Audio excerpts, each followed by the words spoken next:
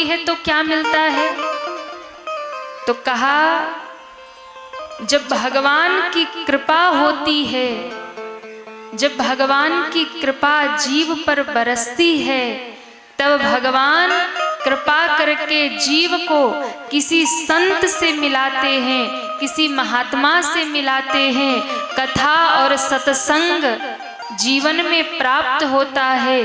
और ध्यान रखिए, जिस दिन आपको जीवन में सत्संग मिलने लगे, भगवान की कथा मिलने लगे, किसी संत महात्मा का सानिध्य मिलने लगे, उसी दिन समझ लेना कि भगवान की कृपा बरस रही है।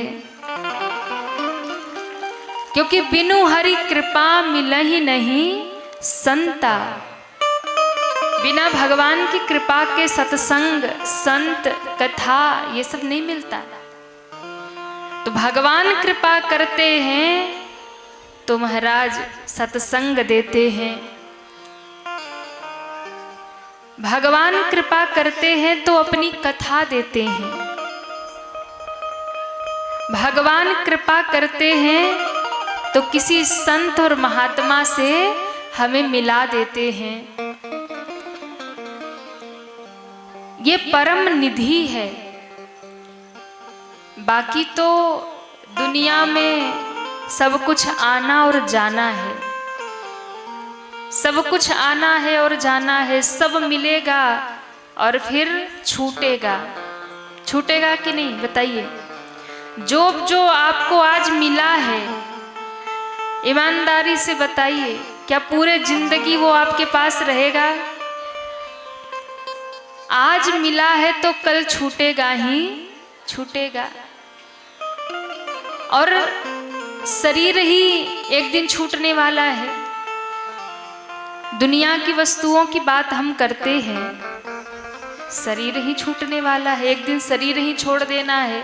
और जिस दिन शरीर छूट गया उस दिन सब कुछ छूट गया। चाहे कितना भी आपने महल बनवाया, बिल्डिंग बनवाया, घर बनवाया, द्वार बनवाया, पैसा कमाया, कुछ भी किया, जमीन लिखवा लिया, हाँ आधे गांव की जमीन के मालिक अकेले बन जाओ, पर भैया छूटेगा एक दिन। तो संसार में सब कुछ आना और जाना है, मिलना और छूटना है। लेकिन एक भगवान का नाम ऐसा है, एक भगवान की कथा ऐसी है, एक ये सत्संग ही ऐसा है जो आपको मिला है। तो आप जितना समय यहाँ बैठकर कथा सुन रहे हैं, भगवान का नाम ताली बजाकर गा रहे हैं, ये सब छूटेगा नहीं, ये सब आपके साथ वहां तक जाएगा। ये सब भगवान की डायरी में नोट हो रहा है ना। हाँ, भगवान की डायरी में सब नोट होता है। क्या अच्छा कर रहे हो वो भी, और क्या बुरा कर रहे हो वो भी। वहाँ हिसाब सबका चुकाना पड़ेगा। तो इसलिए आप 3 घंटा यहाँ बैठ के जो सीताराम गा रहे हो ताली बजा के, यहाँ बैठ के जो भगवान की कथा सुन रहे हो, ये मत सोचना कि ये टाइम बेकार जा रहा है। नहीं, बेकार नहीं जा रहा, ये भगवान के खाते में लिखा जा रहा। जब यहाँ से छोड़ के वहाँ जाओगे तो उसका हिसाब आपको मिलेगा। हाँ, भर भर के हिसाब मिलेगा। जितना भी सीताराम गा रहे हो, जितना भी भाव से बैठ के कथा सुन रहे हो, ये सब खाते में जमा हो रहा है, बढ़ रहा है बैंक बैलेंस। भक्ति का भी बैंक बैलेंस है ना भगवान के यहाँ। हाँ, खाता वहाँ खुला है और सब जमा हो रहा है। कुछ गलत करोगे तो उसका भी हिसाब वही जमा वो भी होगा। तो हम सभी ने कल भगवान राम के सुंदर जन्म की कथा सुनी। माता कौशल्या की गोद में राम जी जो स्वयं भगवान हैं, बेटा बन करके आ गए। और देखिए, भगवान राम ने 9वीं तिथि का ही चुनाव क्यों किया? गोस्वामी जी कहते हैं, नवमी तिथि मधु मास पुनीता। नवमी तिथि मधु मास पुनीता। नवमी तिथि मधु मास पुनीता। नवमी तिथि मधु मास पुनीता। नवमी तिथि मधु मास पुनीता। नवमी तिथि मधु मास पुनीता। शुक्ल पक्ष अभिजित हरिप्रीता। शुक्ल पक्ष अभिजित हरिप्रीता। श्री राम जय जय राम जय जय राम। श्री राम जय राम जय जय राम। जय जय राम जय जय राम। बाबा कहते हैं कि नवमी तिथि मधु मास पुनीता। शुक्ल पक्ष अभिजित हरि प्रीता। बाबा कहते हैं राम जी का अवतार, राम जी का जन्म कब हुआ?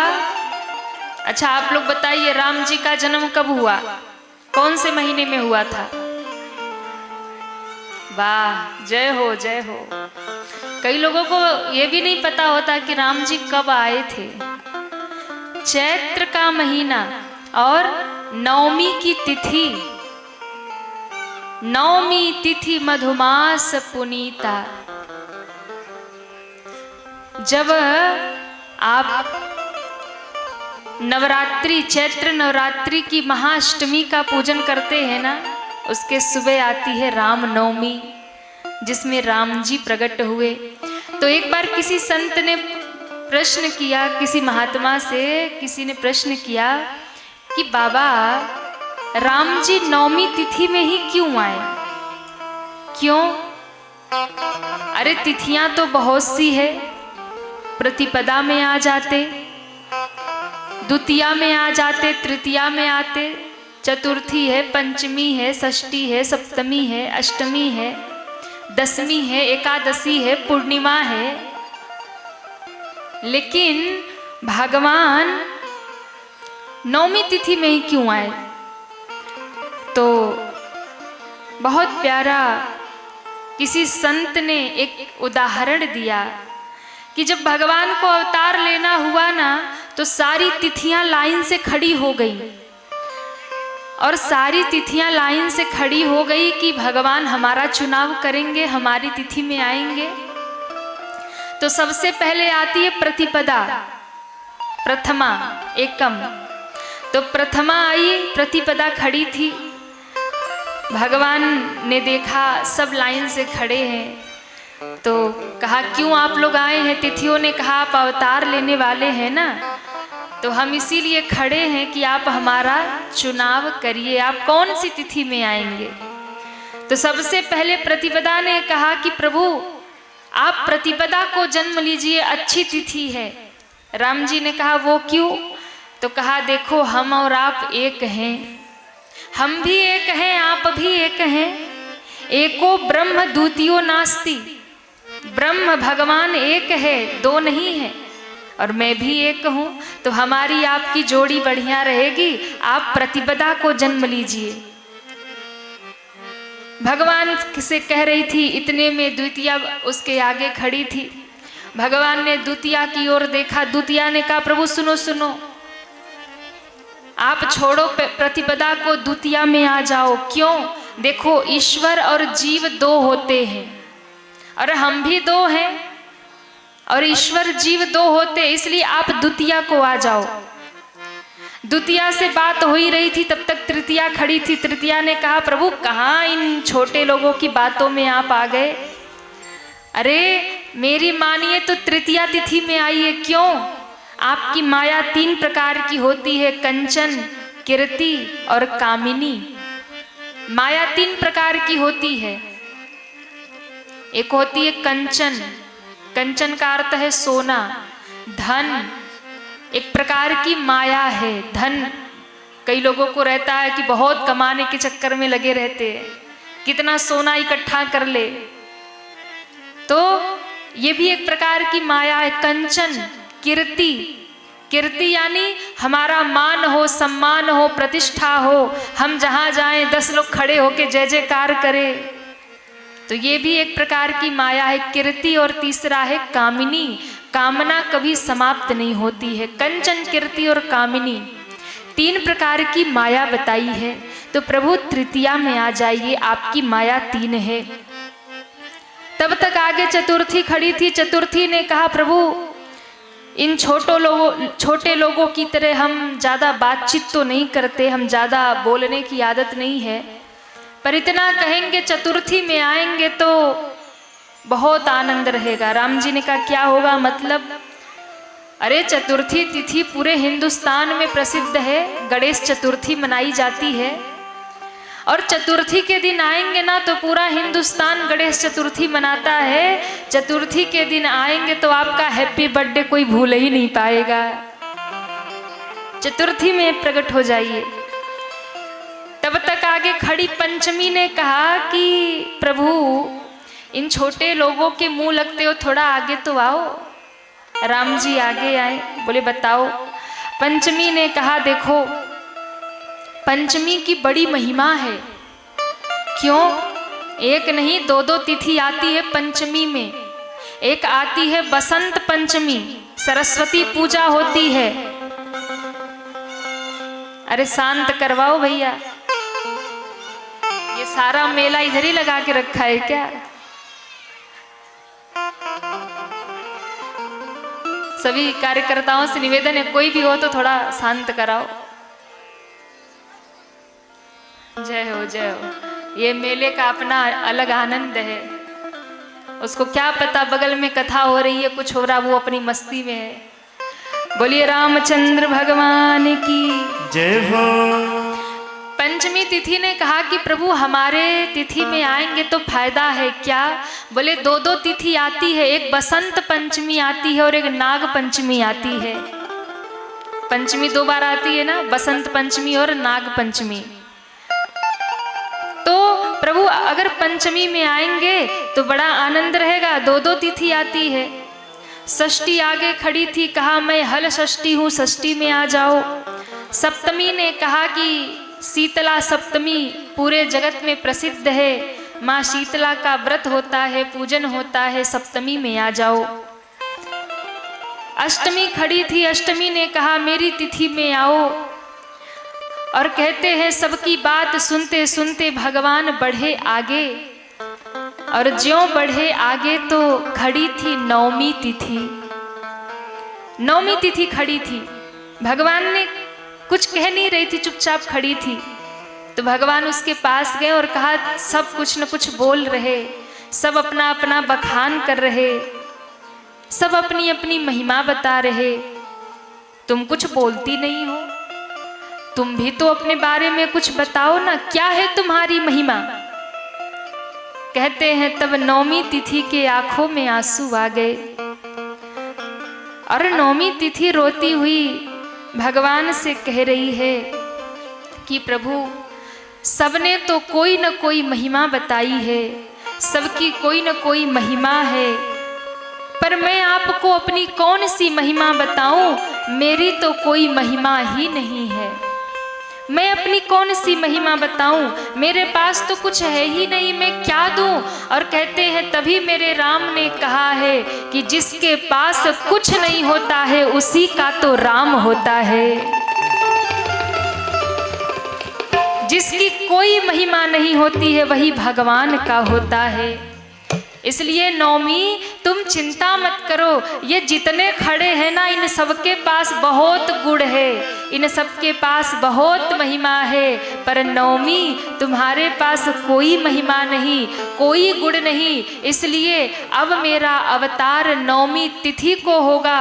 और राम जी ने निर्णय लिया और गोस्वामी जी ने लिख दिया, नवमी तिथि मधुमास पुनीता, नवमी तिथि मधुमास पुनीता, शुक्ल पक्ष अभिजित हरि प्रीता, शुक्ल पक्ष अभिजित हरि प्रीता, नवमी तिथि मधुमास पुनीता, नवमी तिथि मधुमास पुनीता, शुक्ल पक्ष अभिजित हरि प्रीता, शुक्ल पक्ष अभिजित हरि प्रीता, अभिजित हरि प्रीता, अभिजित हरि प्रीता, अभिजित हरि प्रीता। बोलिए रामचंद्र भगवान की जय हो। मेरे राम जी ने घोषणा कर दिया कि मैं नवमी तिथि में अवतार लूंगा, और लिया नवमी तिथि मधुमास पुनीता। ध्यान रखिएगा, जिसकी कोई महिमा नहीं होती है, जो साधन विहीन होता है, जिसके पास कुछ नहीं होता है, उसी के मेरे राम जी हुआ करते हैं, उसी के मेरे भगवान हुआ करते हैं। इसलिए अगर अब आपके पास कुछ नहीं है ना, आप साधन विहीन हो, न भक्ति है, न ज्ञान है, न पूजा है, न पाठ है, ना कोई मार्ग है, तो बस भगवान के चरणों में समर्पित हो जाइए, भगवान स्वीकार कर लेंगे। क्योंकि भगवान गुण नहीं देखते हैं, भगवान ये नहीं देखते आपके पास कितना पैसा है, भगवान ये नहीं देखते आपके भीतर कितना गुण है, भगवान ये नहीं देखते आपका कुल खानदान क्या है, भगवान ये नहीं देखते आपने कैसा वस्त्र पहना है, और भगवान ये भी नहीं देखते कि आप उनको कितना चढ़ावा चढ़ा रहे हो, 56 भोग चढ़ा रहे हो कि नहीं चढ़ा रहे हो। तो भगवान क्या देखते हैं? तो कहा भगवान न तो वस्त्र देखते हैं, न कुल खानदान देखते हैं, न तो नाम देखते हैं, न जाति बिरादरी देखते हैं, ना वस्त्र देखते हैं, ना चढ़ोतरी देखते हैं। भगवान तो बस केवल भक्त के हृदय का भाव देखते हैं। आपके मन में भगवान के लिए कितना प्रेम है, कितना प्रेम है, बस वो भगवान देखते हैं। आप ये न सोचिए कि आप मंदिर में खूब चढ़ावा चढ़ाएंगे तो भगवान खुश हो जाएंगे। आप ऊंची जाति के हैं तो आपसे भगवान खुश हो जाएंगे। आप बढ़िया है, बढ़िया वस्त्र पहनते हैं, सुंदर हैं, तो आपसे भगवान खुश हो जाएंगे। क्योंकि भगवान के दरबार में ये सब नहीं चलता, ये सब तो दुनिया में चलता है ना। अमीर है, गरीब है, ऊंचा है, नीचा है, छोटा है, बड़ा है, ये सब दुनिया में चलता है। भगवान के दरबार में ये सब नहीं चलता। भगवान के दरबार में तो केवल प्रेम चलता है, भक्ति चलती है।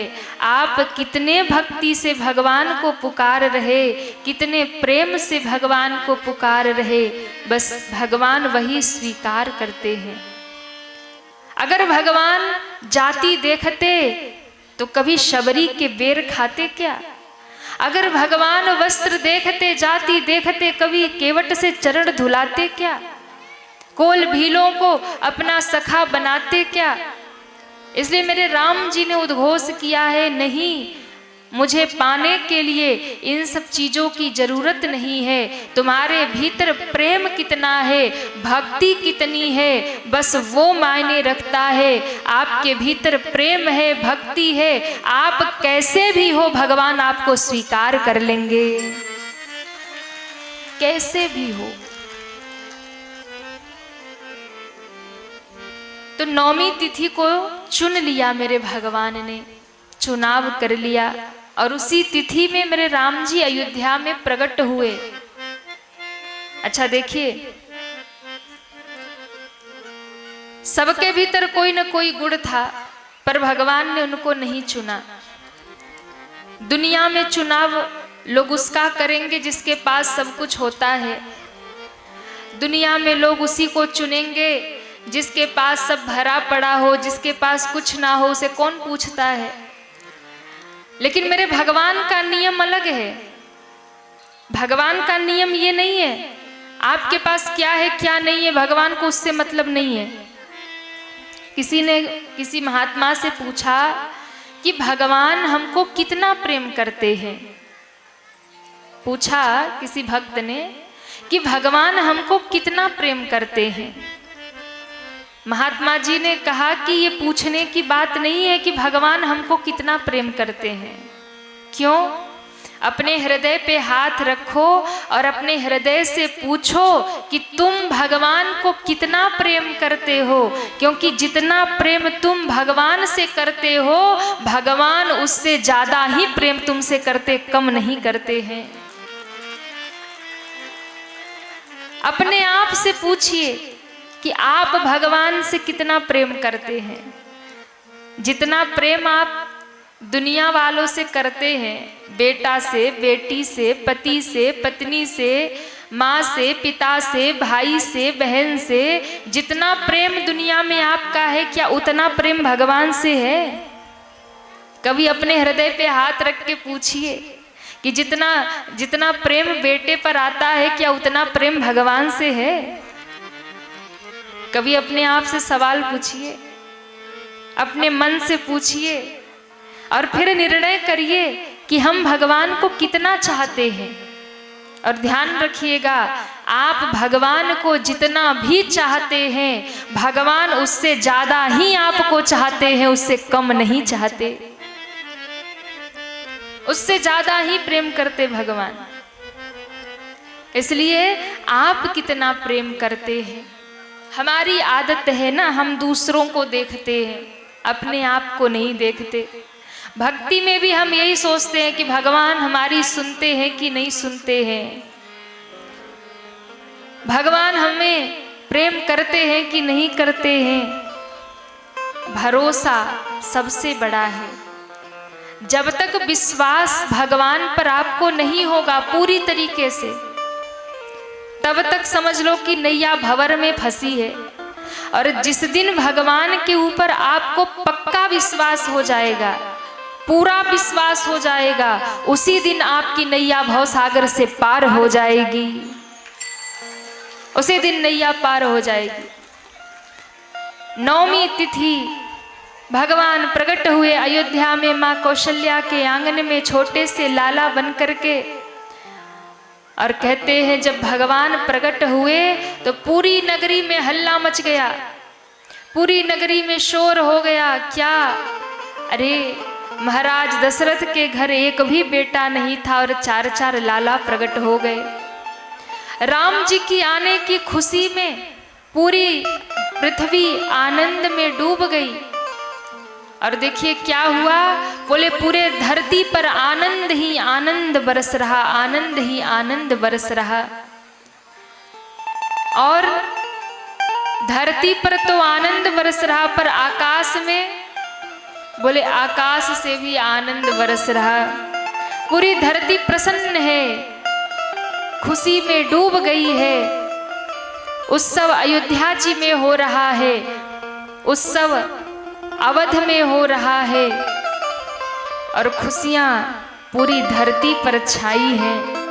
माँ पृथ्वी प्रसन्न है, देवता प्रसन्न है। अब भगवान का अवतार हो गया, अब निशाचरों का वध होगा, अब पृथ्वी के भार का हरण करेंगे। भगवान प्रकट हो गए और आकाश से मानो आनंद की वर्षा हो रही है। देखो कभी कभी गर्मी बहुत होती है तो लोग क्या कहते हैं, बोले आग बरस रहा, कहते हैं कि नहीं? अरे भैया बाहर आग बरस रहा। इसका अर्थ क्या है? बोले बहुत गर्मी पड़ रही है तो आकाश से जल बरसता है, आकाश से आग बरसता है। जब गर्मी बहुत पड़े तो धूप कड़ी हो, हम कहते आग बरस रहा। लेकिन जब राम जी प्रकट हुए ना तो आकाश से आनंद बरस रहा है, सबको आनंद हो रहा। और बड़ा प्यारा भाव किसी ने गाया है कि धरती पर खुशियां छाई, धरती पर खुशियां छाई, आनंद बरसे आकाश। धरती पर खुशियां छा गई और आकाश से बोले आनंद बरस रहा है, प्रेम बरस रहा है, क्योंकि आनंद कंद भगवान प्रकट हो गए। कभी कभी आकाश से जल बरसता है, कभी गर्मी बहुत हो तो हम कहते हैं आग बरस रही है। पर राम जी प्रकट हुए तो कि धरती पर खुशियां छाई, हाँ धरती पर खुशियां छाई, आनंद बरसो आकाश। तो क्यों? अरे कौशल्या के आंगने आयो जगन निवास, कौशल्या के आंगने आयो जगन निवास, कौशल्या के आंगने आयो जगन निवास, कौशल्या के आंगने आयो जगन निवास। माँ कौशल्या के आंगन में कौन आ गए? जिनका जगत में निवास है, जो सब जगह व्याप्त है, वही भगवान कौशल्या के आंगन में आ गए। इसलिए सब बोलिए दोनों हाथ उठा के, कौशल्या के आंगने आयो जगन निवास, कौशल्या के आंगने आयो सब बोलिए जगन्निवास। कौशल्या के आंगने आयो जगन निवास, कौशल्या के आंगने आयो जगन। दोनों हाथ उठा के हरि बोल। हरि बोल।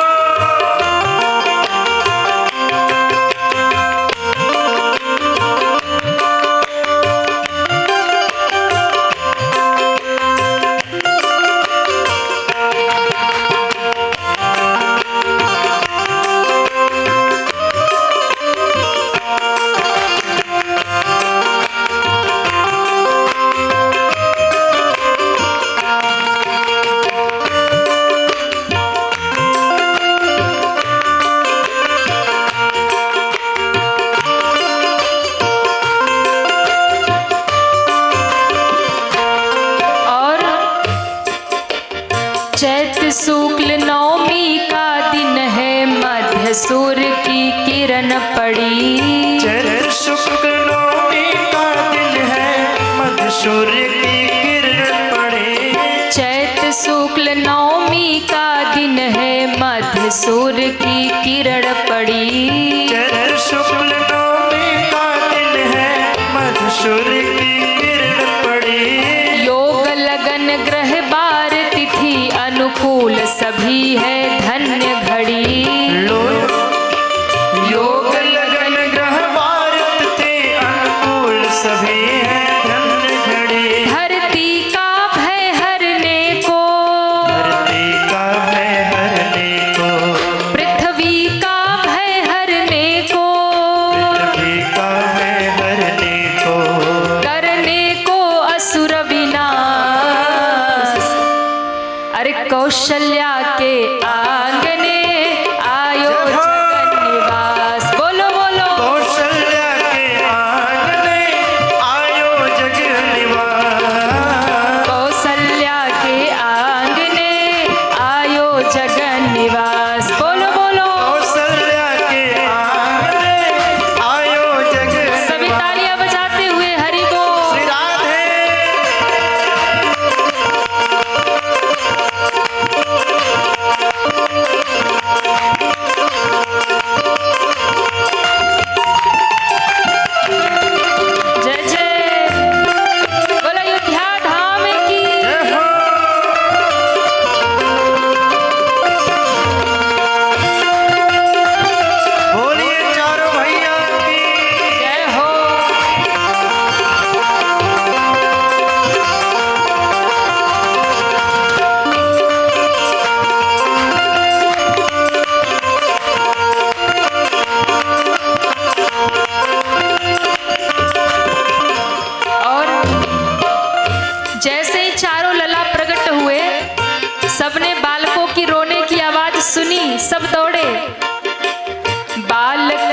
जन्म सुना रानी सब दौड़ महल में आई है। बालक जन्म सुना रानी सब दौड़ महल में आई है। कौशल्या भी आज प्रभु को देख देख हर्षाई है। कौशल्या भी आज प्रभु को देख देख हर्षाई है। बालक जन्म सुना रानी सब दौड़ महल में आई है।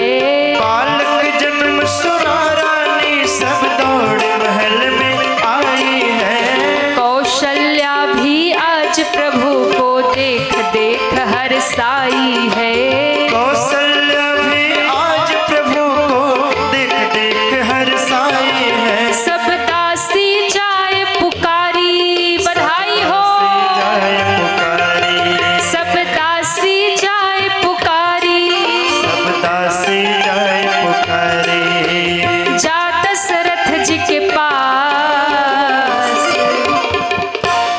दासी दशरथ जी के पास दौड़ के गई और क्या पुकार रही है? बधाई हो, बधाई हो, बधाई हो, बधाई हो, महाराज बधाई हो। बधाई हो। दशरथ जी ने देखा सब दासी जाए पुकारी। सब दासी जाए पुकारी। अरे जा दशरथ जी के पास कौशल्या के आंगने जय हो। आयो जगन निवास। बोलो बोलो कौशल्या के आंगने आयो जग निवास। हरि बोल। कौशल्या के आंगने आयो जग निवास। जय हो। कौशल्या के आंगने आयो जग निवास।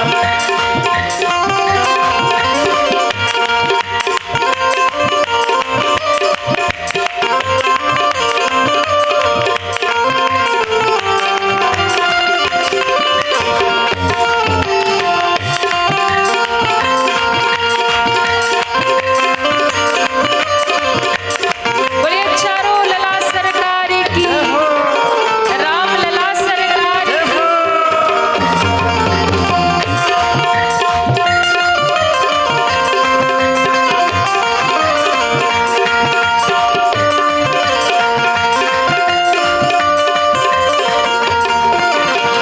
हरि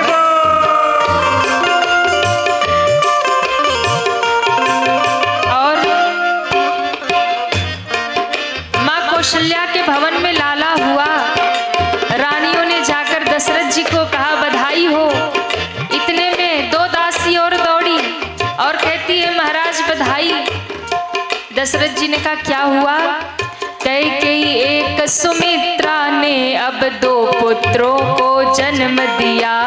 कैकेयी एक सुमित्रा ने अब दो पुत्रों को जन्म दिया।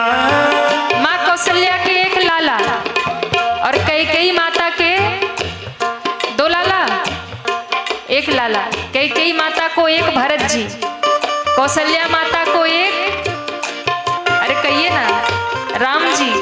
कैकेयी माता को एक भरत जी और सुमित्रा माता को दो लाला। सुमित्रा माता को दो लाला लक्ष्मण और शत्रुघ्न। दासियों ने कहा कैकेयी एक सुमित्रा ने अब दो पुत्रों को जन्म दिया। कैकेयी एक सुमित्रा ने अब दो पुत्रों को जन्म दिया। घर घर होने लगी बधाई दान मान सम्मान किया। घर घर होने लगी बधाई दान मान सम्मान किया। घर घर होने लगी बधाई दान मान सम्मान किया। घर घर होने लगी बधाई दान मान सम्मान किया। सरजू में उठी तरंगे। सरयू में उठी तरंगे। सरजू में उठी तरंगे। सरयू में उठी तरंगे। एक बढ़कर हो गया मान कौशल्या के आयो जगन निवास। हाँ, कौशल्या के आंगन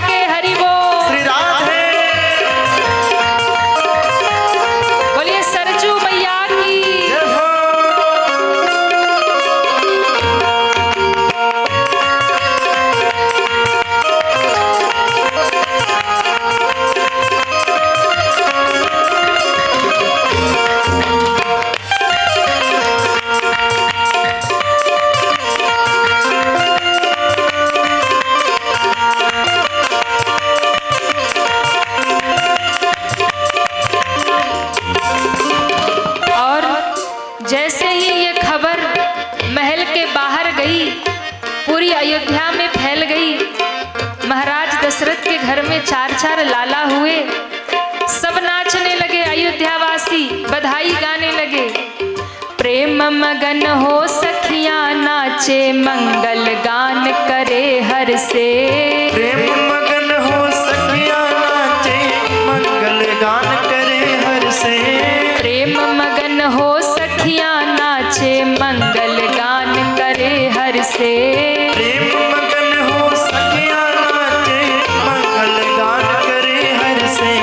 कल्प वृक्ष के पुष्प देवता बार बार नभ से बरसे। कल्प वृक्ष से पुष्प देवता बार बार नभ से बरसे। और जब राम जी का जन्म हुआ, इतनी जोर से जय जयकार हुआ, इतनी बधाइयां गाई गई, आवाज कैलाश पर्वत पर महादेव के कानों तक पहुंच गई। भोले बाबा कैलाश पर्वत छोड़ के भागे राम जी का दर्शन करने। अरे अयोध्या में मेरे प्रभु प्रकट हो गए। अब देखो, रामलला मंदिर में जब विराजमान हुए तो पूरी दुनिया से लोग भागे ना अयोध्या दर्शन करने।